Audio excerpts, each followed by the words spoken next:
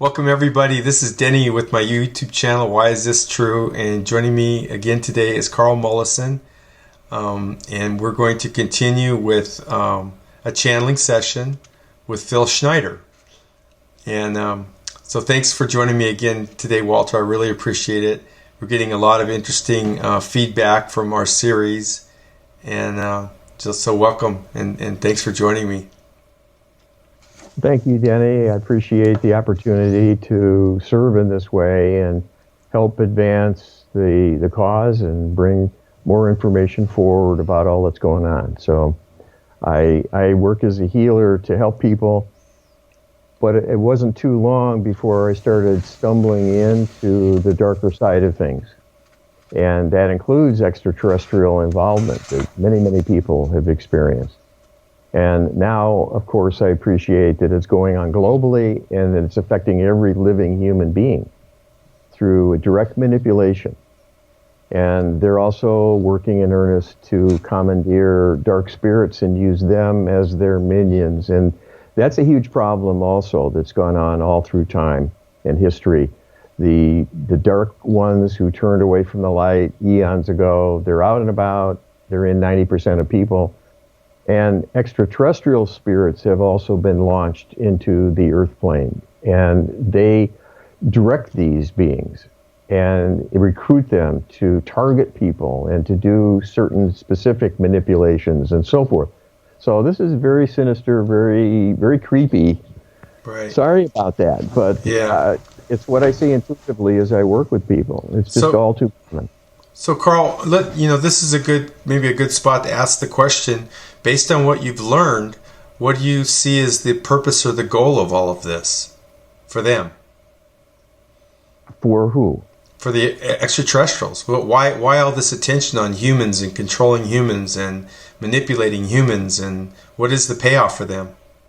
Well, what I've been told by the light is they have designs on our planet, and they have some gains from manipulating humans and using them as slaves in various capacities, oftentimes as worker bees to do the menial chores and tasks, mining operations and things of that sort. So they do want the planet for themselves. Mm-hmm. And the strange situation is there's 3 different groups that are vying for ultimate control. So this is not a good situation to be in. Mm-hmm. So they have a loose alliance right now because the first order of business is to subjugate humanity and eliminate it if they can. Now, what I've also been shown, before anybody's heart stops out there, is that the divine realm is not going to let that happen. And that's why it hasn't happened yet. Because they have vast technological superiority over us. And they could do it through a mass slaughter if they set about doing that. The divine realm can prevent that, and I assume has already. Mm-hmm. So right now, there's just more of a tug of war. Right. And the divine realm wants us to win because the reason we exist is to prevail, to grow, to strengthen, to use divine level capabilities as independent, free thinking, free will, free agency, individual beings, still linked to the source of things, to the ultimate creator, but with freedom and independence. And that's what we're going through, is a learning curve to develop those skills, to learn about negativity and the pitfalls and responsibilities of power. And what's happened to other groups of beings, first the fallen spirits, and then the extraterrestrials who were negatively influenced by them, is that if they want too much power, they want to be more in charge than the light itself, that's a trap. And they turned away from light, wanting to have their own realm and not follow any kind of divine principles and be able to do any sort of excesses. And this is a downward spiral. And it got them off the path.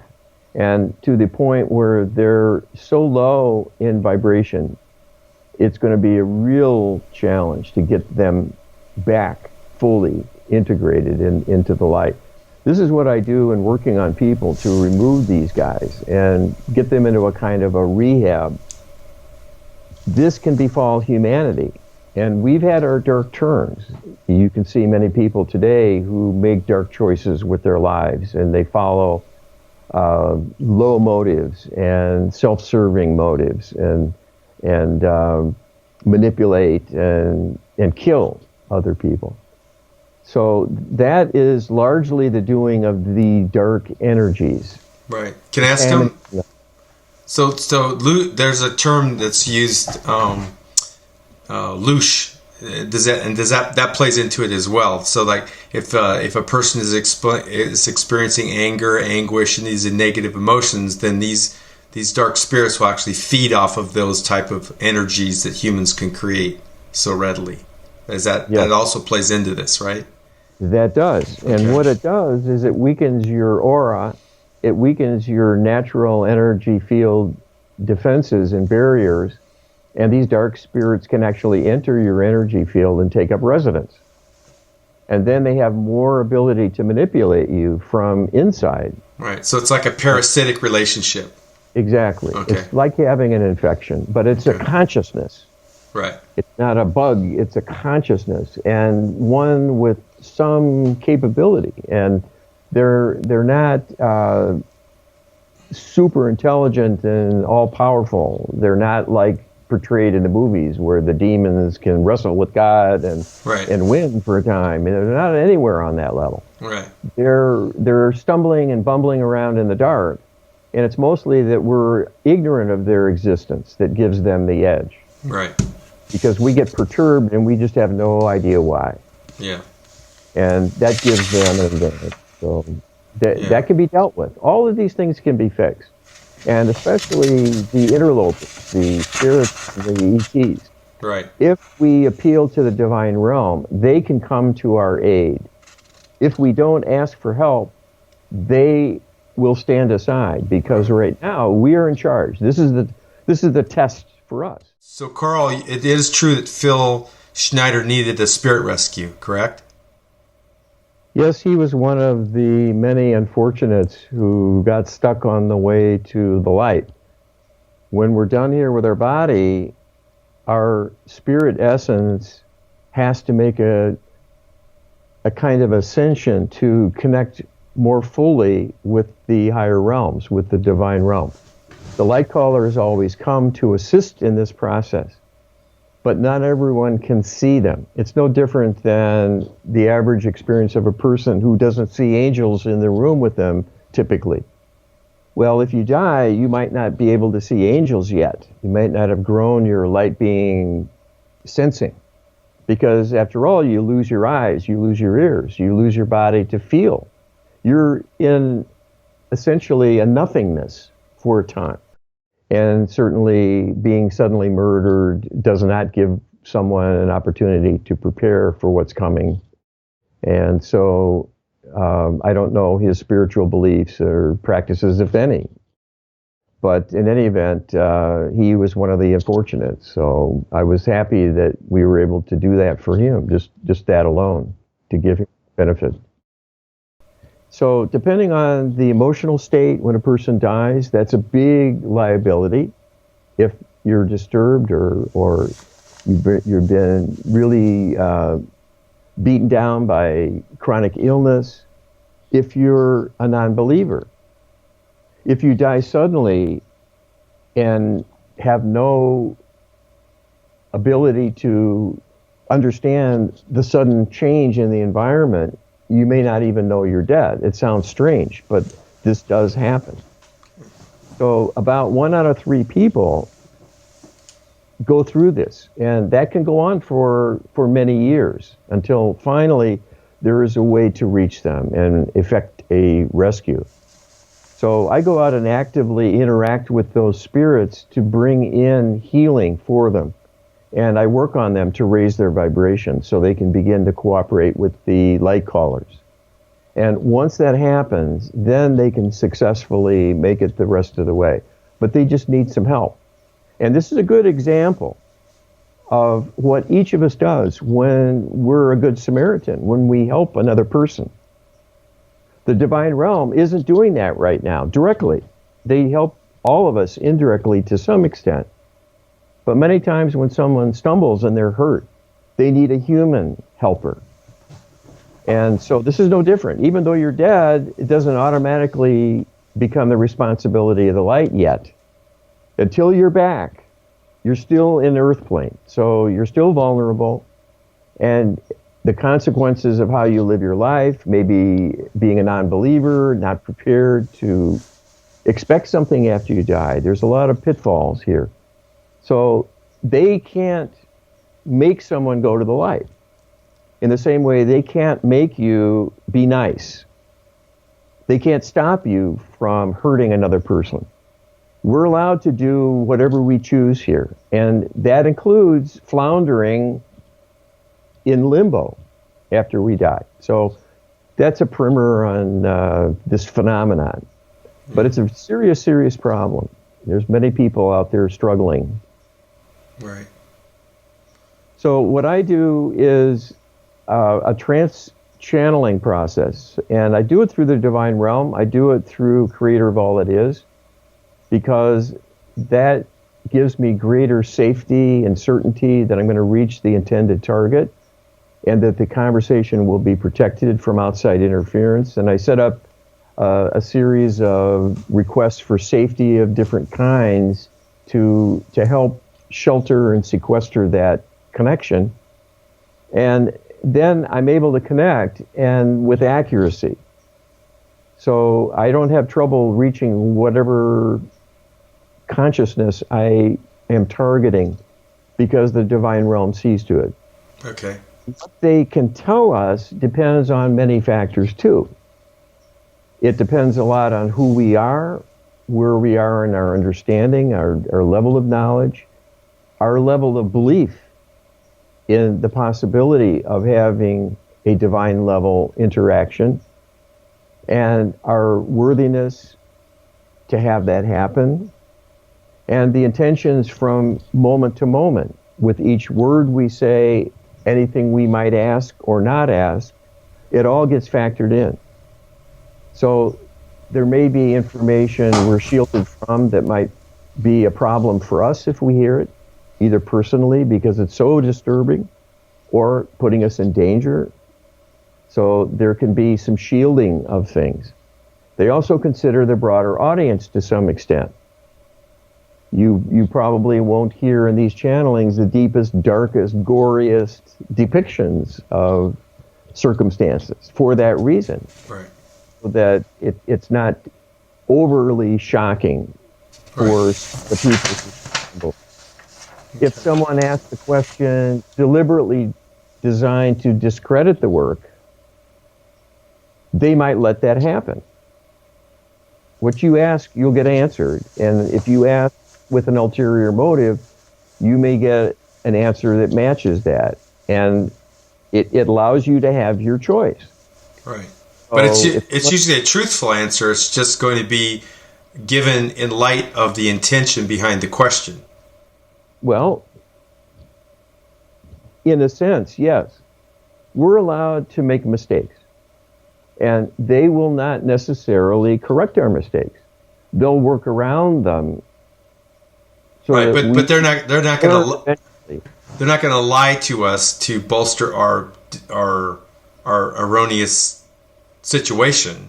They're just going to, or is that, am I going too far? You're going a little too far, because I've had that happen where they will support a falsehood. Oh. Because it's a learning opportunity. And they know that ultimately I will have that comeuppance. I'll have that wake-up call. That if I approach them with skepticism, they'll feed things back for me to be skeptical about, to show me that I'm not in the right frame of mind to be interacting with them, and they're not going to cooperate. So for a really simple example is like you're just totally convinced that the sky is green, and they say, yes, Carl, the sky is green, when in fact it is blue. Well, that could happen, because they're not there to correct us. They're there to serve us, and that's a little different. It's a little different. So if you have inherent prejudices, misconceptions, and complete ignorance about many things, they're not going to rush to fill you in. They're not going to give you the secrets of the universe. They're not going to tell you how to heal yourself and that this is wrong and that's wrong and this misguided notion needs to go. And if you are aware of gaps in your knowledge and you're sincere and you have a genuine, heartfelt desire, you may well get information you did not know. But there needs to be a purpose for it, and it needs to be a high purpose. And trying to poke holes or find fault is not a high purpose. We think that way. You know, we got to find out who's honest and who's dishonest, and we got to test them, and we got to probe and see if we can trip them up, and so on. Right. And that's a very human level perspective that is done for reasons of doubt, first and foremost. And right. When you're doubting, they can't help you. Right. They have to let you doubt. Okay. So this can be a delicate matter. And to make things even worse, most channelers, I hate to be the bearer of this news, but I do like to mention it because we're all in this boat, me included. Most channelers are not channeling who they think they are. They're channeling another voice. And usually it's either a dark spirit or an extraterrestrial wanting to provide disinformation. And these beings are extremely clever. They can pretend to be archangels or any other divine figure or presence, ascended masters, on and on. And they can talk a good game. They can talk about love and give you a discourse. But eventually they'll start to sprinkle in disinformation in some way. Or they might not let you grow. They might just kind of keep you at the level you're starting at and just let you just sort of spin your wheels, thinking you've got all you need to know. That's a very common strategy of diversion. And by talking to them, that means you're not talking to a genuine source. Right. So they accomplish the major goal of the mission to, divert you. Right. So this is what we're faced with right now. There's a plethora of information sources and channelers of all sorts, and it's really unfortunate because it makes everyone subject to manipulation, which is the point of it. Right. It's a divide and conquer strategy. If right. they can create discord among the faithful, they win. Right, and it's also like throw the baby with the bathwater. It's like if 90% of the channelers are channeling false information or not channeling genuine, beings that they think they're channeling, then the general public or the casual researcher is going to go, well, I'm not going to listen to any of them. So then it kind of like. Well, there you go. Yeah. So.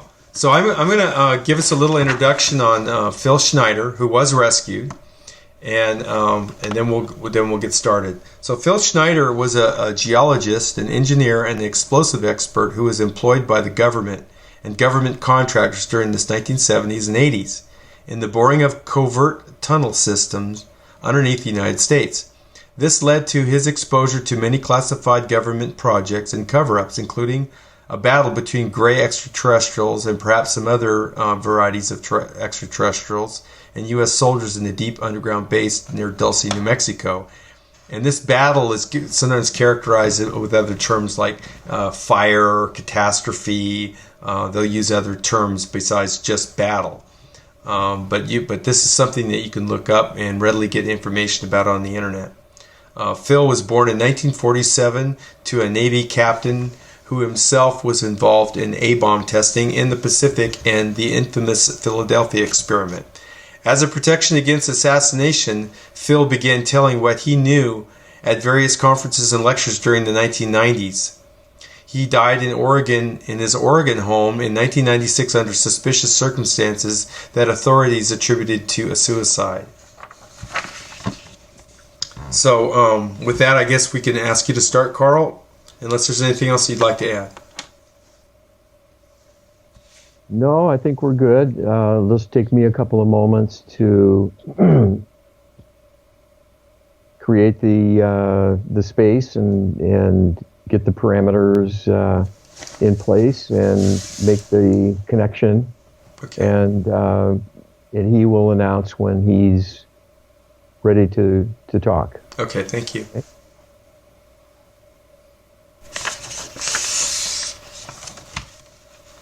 This is Phil Schneider speaking. Hello, Phil. Thank you for joining us.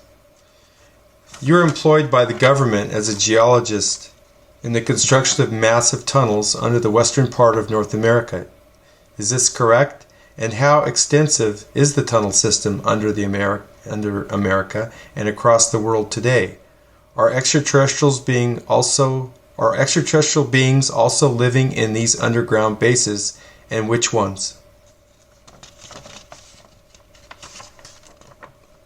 This is all true. I was involved in the construction of this complex. It is extensive. It is present on each and every continent. And the reasons for this are due to the extraterrestrial agenda. They desire world domination and world control. And so they are positioning themselves to have a hidden presence so that the time when they may need to act decisively, they are in a position to spring forth and take care of whatever is needed.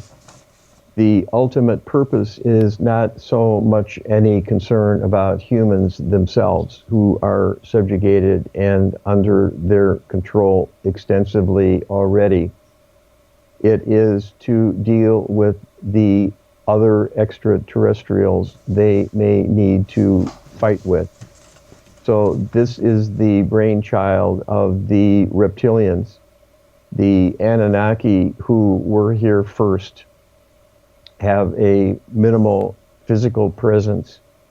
And so there is a race on, a kind of arms race to become well entrenched on the part of the reptilian alliance to position themselves to become too formidable a foe for the Anunnaki to deal with when they return in strength one day. So this is the backdrop and the reason for all of the installation work.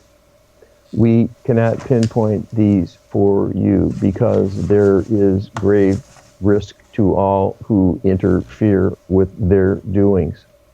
So this is something that must be held closely guarded and not revealed. There is nothing humans can do about this at present and will face fierce opposition should they attempt to uncover this truth or expose the existence of such facilities. The discovery is not simple in the first instance because by being underground, they are truly underground.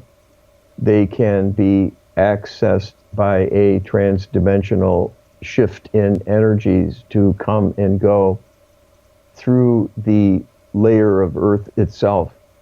And so there will not be hangar-sized doorways and so forth.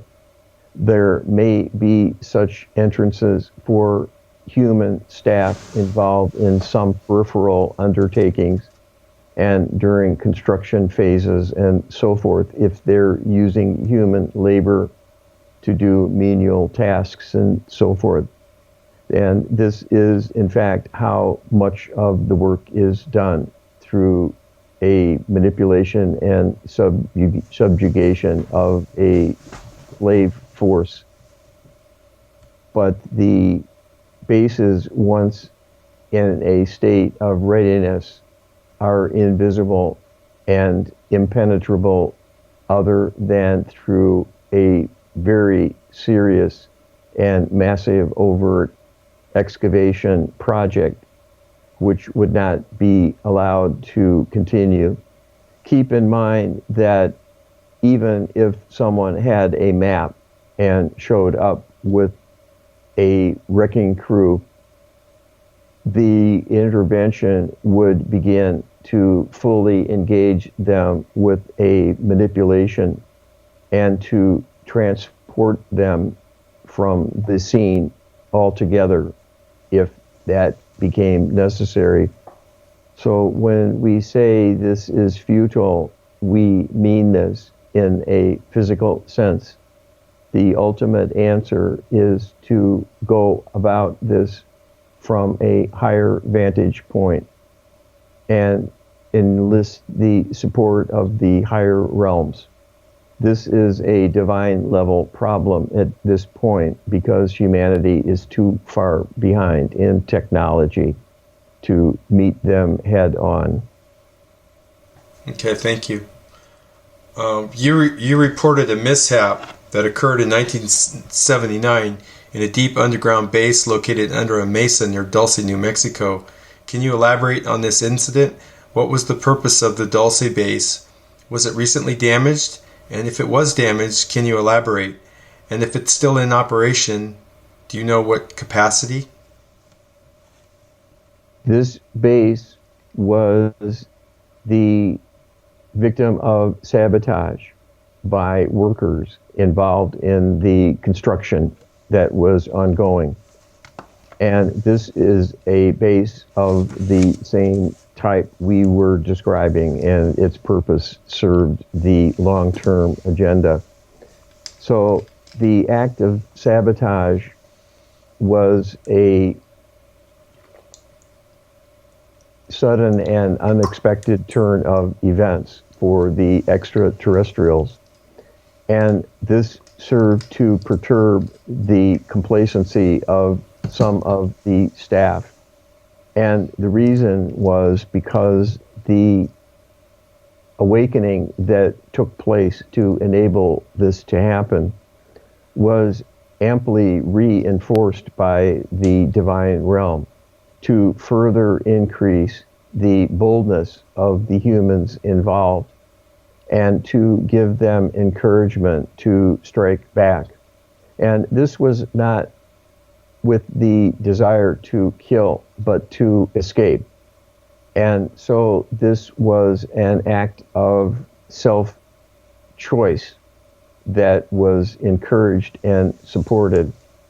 It would not have been our choice for those unfortunate individuals to fight back on their own.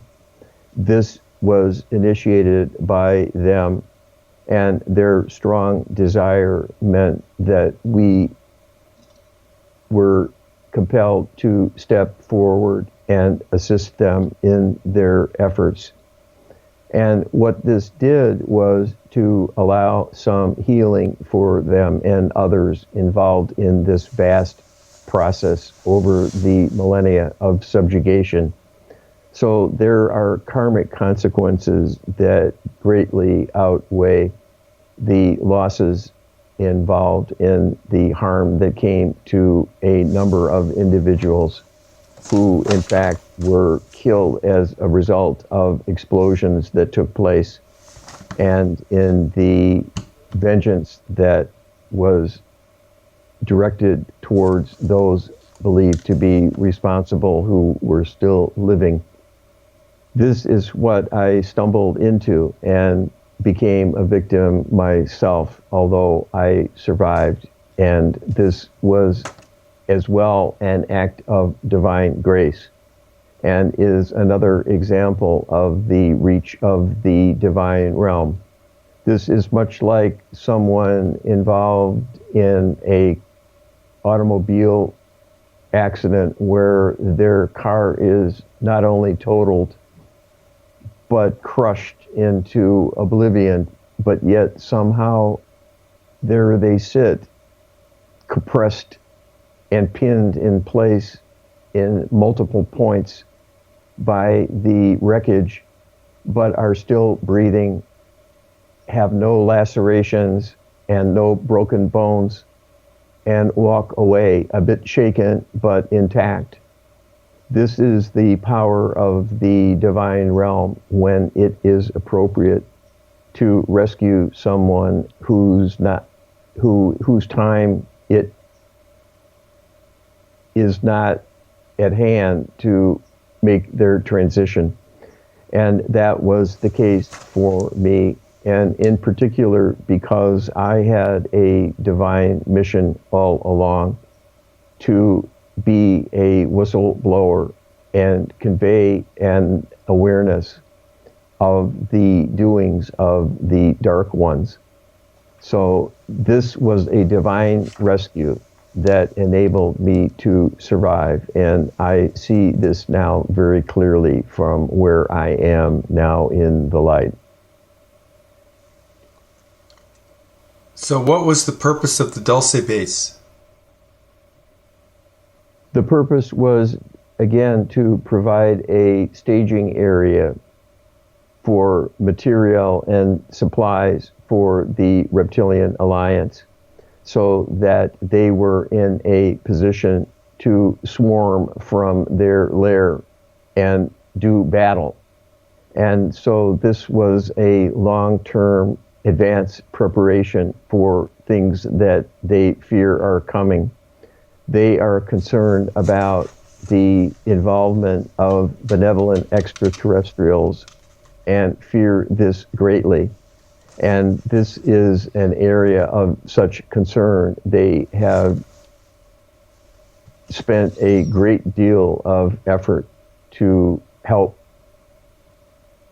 provide an infrastructure for defense and to position them to be on the offensive and with dispatch and in massive numbers.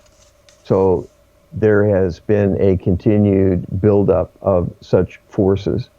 The danger in this is that the natives are always restless, so to speak, and it is much like the human armies who will reach a point where they become bored and complacent and become greatly annoyed at the dull life they are living and dream one day of having a good firefight.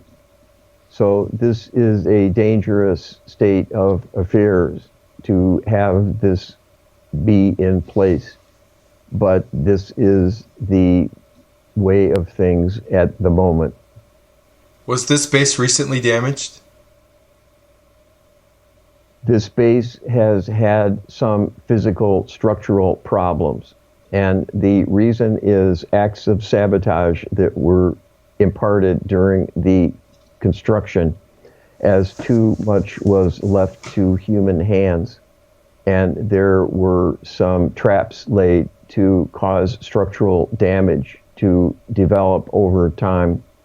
And this was the way that some who escaped the full subjugation through mind control could fight back, if only symbolically. And so there are many such pitfalls in the overall project that could be problems, but these are of a minor sort. They will not amount to much and will not pose a long-term difficulty for the Alliance in utilizing these facilities, as there are so many, and the redundancy is as well part of the planning. Okay, so this base is still in operation then? It is still very much in operation.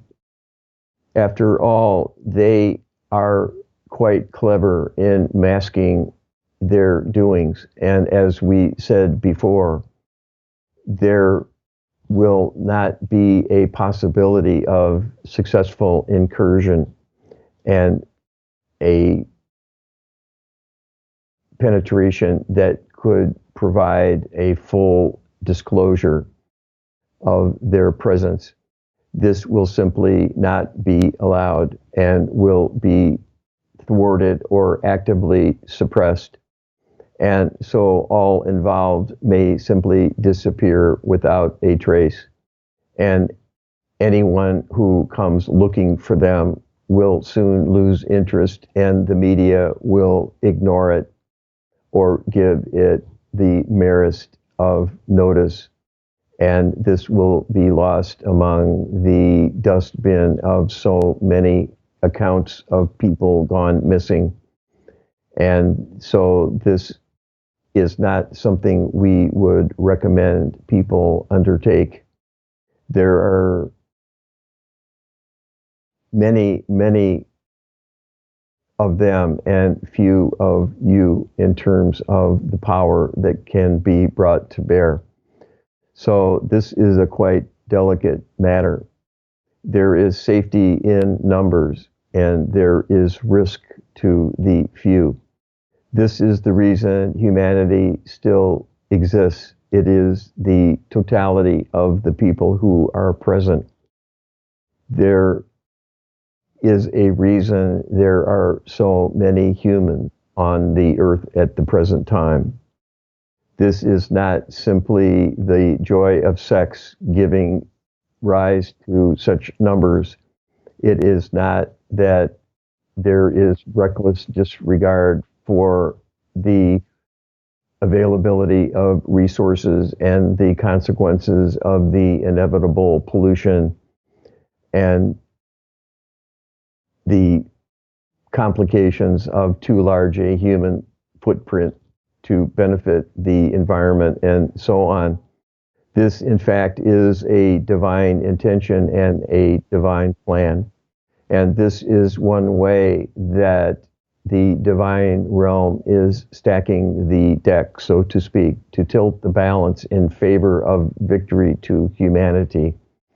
It is strength in numbers being displayed. The problem at present is so few know how to focus their thoughts or on what topic to focus. But that is subject to change with a growing awareness of the dimensions and nature of the problem humanity faces that is of greatest urgency. And if that takes place, then the energy and power of human consciousness is more than adequate to fully engage the divine realm as well, and will turn the tide in a final way to completely eliminate the menace posed by these interlopers. This is some time yet in the future because of the deep subjugation still in place and the discord being generated through manipulation to keep people fighting among themselves as another divide and conquer strategy to diminish the reach of human.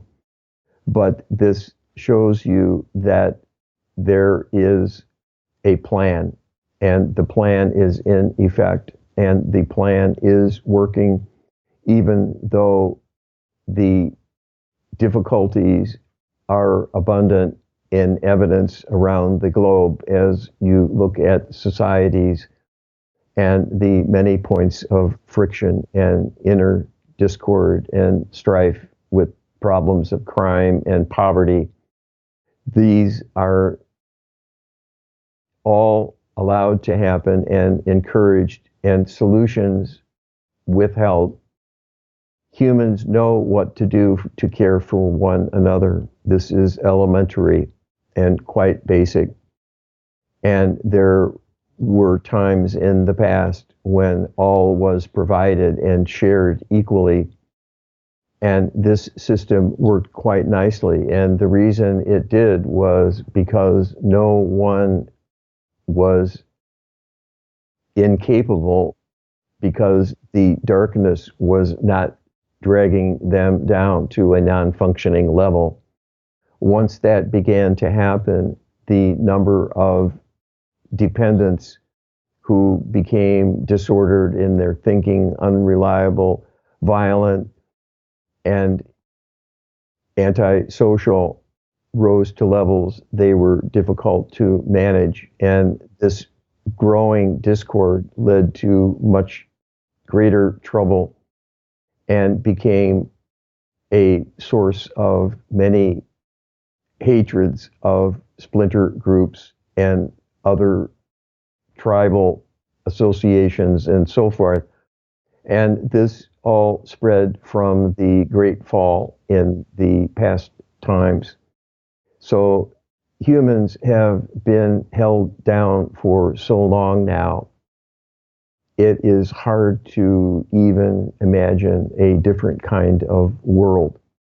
But this is what is coming, a great awakening and a great return to divine principles of love in how you all operate. And this will completely change the future for the good.